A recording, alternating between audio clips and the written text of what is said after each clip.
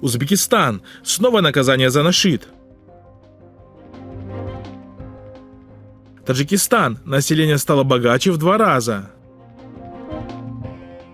Битва за Центральную Азию. США против России и Китая. Ташкентский суд по уголовным делам оставил без изменений приговор студенту Джахангиру Улугмуродову, который в мае был приговорен к 3 годам лишения свободы за распространение нашида, религиозной песни.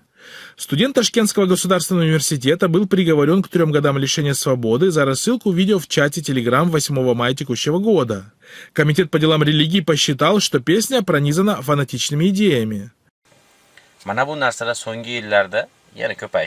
В прошлом месяце международная правозащитная организация Human Rights Watch призвала власти Узбекистана обеспечить справедливое судебное разбирательство в апелляционном суде по делу Джахангира Улугмуродова.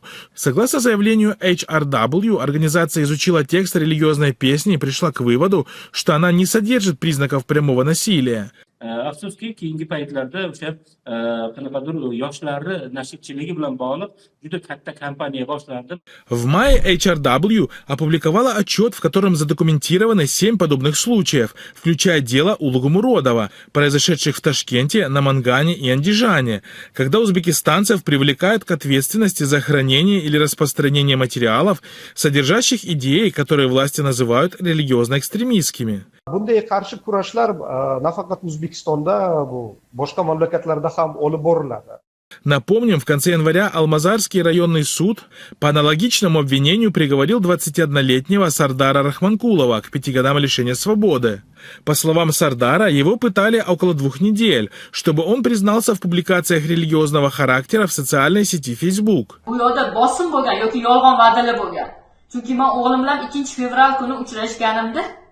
O'g'lim aniq ravshan qilib, ona, men hammasini sud zalida aytaman.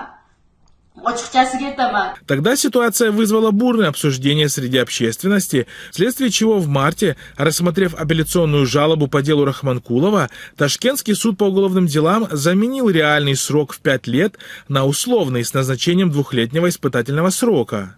Узбекский политолог Камалиддин Раббимов описал данную ситуацию на своей странице в Facebook следующим образом.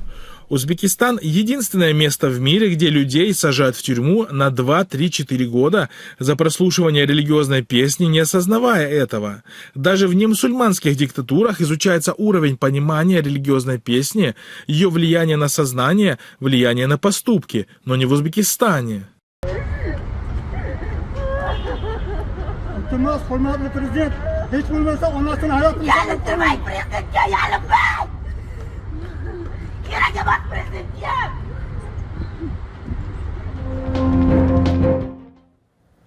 О снижении бедности в Таджикистане с 31% в 2019 году до 19,5% в 2022 году, заявил министр экономического развития и торговли Республики Таджикистан Завки Завкизада 17 июля в Нью-Йорке на форуме высокого уровня по устойчивому развитию на тему предоставления возможности проведения саммита по целям устойчивого развития.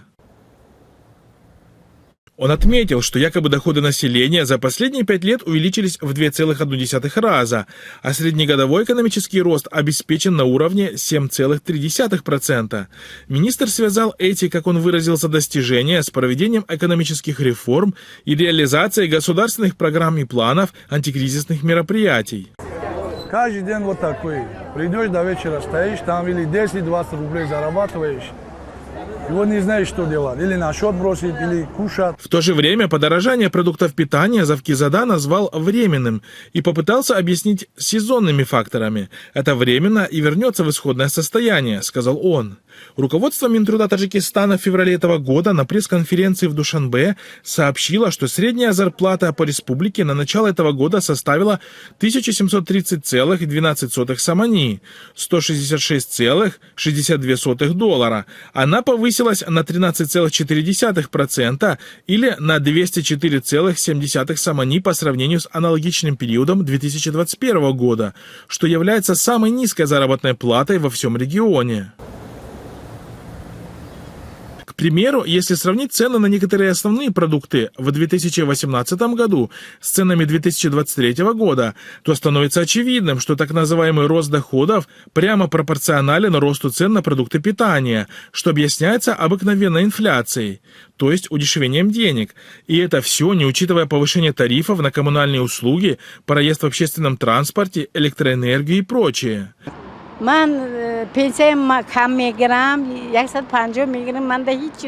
Для сравнения, в 2018 году литр рафинированного подсолнечного масла стоил 12 самани, мясо 40 самани за килограмм, десяток яиц 8,5 самани, сахар 7,5 самани за килограмм, мука 3 самани за килограмм, макаронные изделия 6-7 самани за килограмм, рис 7-14 самани за килограмм. А в 2023 году литр рафинированного растительного масла стоил уже 18-20 самани, мясо 70 самани, рис 12-20 самани, сахар 10 самани, мука 5,8 самани, яйца 15 самани, макаронные изделия 11-12 самани. Наблюдатели отмечают, что основной статьей доходов таджикских домохозяйств являются денежные переводы трудовых мигрантов, большая часть которых работает в России. При нынешней ситуации, когда рубль начал ослабевать, суммы переводов начали существенно уменьшаться.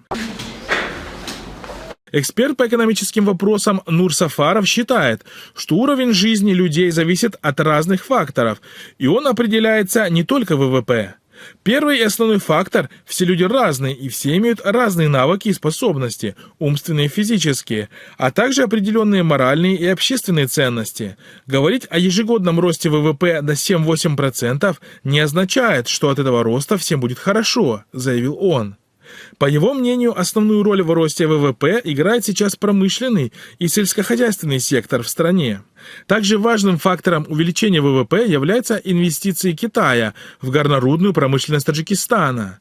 В этом контексте можно предположить, что большая часть доходов, которые получает Таджикистан, распределяется среди 1-5% населения так называемой финансовой промышленной элиты, которая имеет доступ к политической власти, финансовым ресурсам и принятию ключевых решений, говорит эксперт.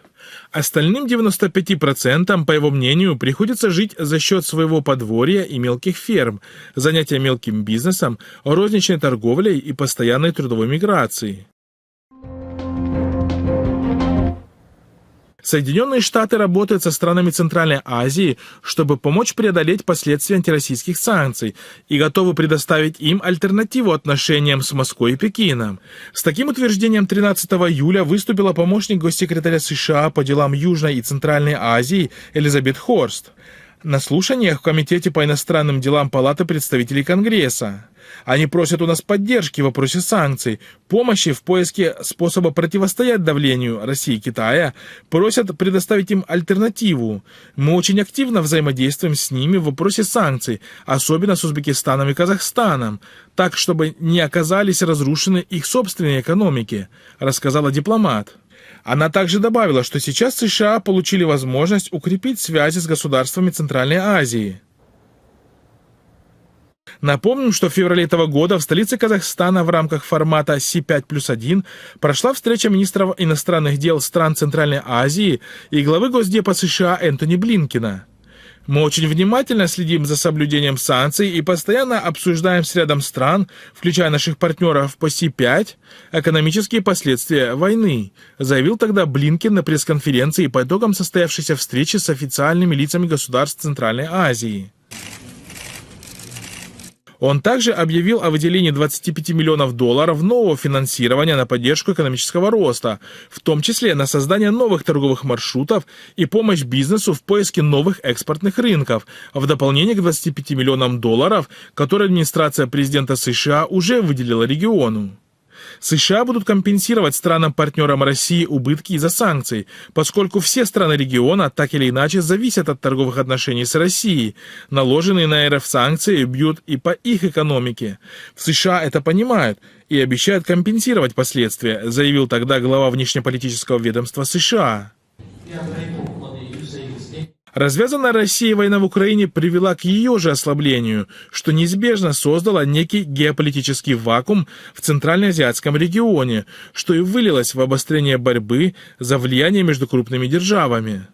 Такого мнения придерживается таджикский блогер Абдулло Аббосов. Начав бессмысленную войну, Россия поставила себя в очень тяжелое положение, вследствие чего наши страны снова оказались предметом активной дележки между колониальными державами. Проблема заключается в том, что режимы в странах Центральной Азии были изначально установлены колонизаторами и потому не мыслят иначе, кроме как в рамках подчинения тем или иным хозяевам, а потому в лучшем случае балансируют между ними. Это будет продолжаться до тех пор, пока наши народы не осознают необходимость обретения политической субъектности, что в свою очередь возможно только путем воссоединения и устранения колониальных границ, установленных русскими колонизаторами в 20 веке, считает Аббосов.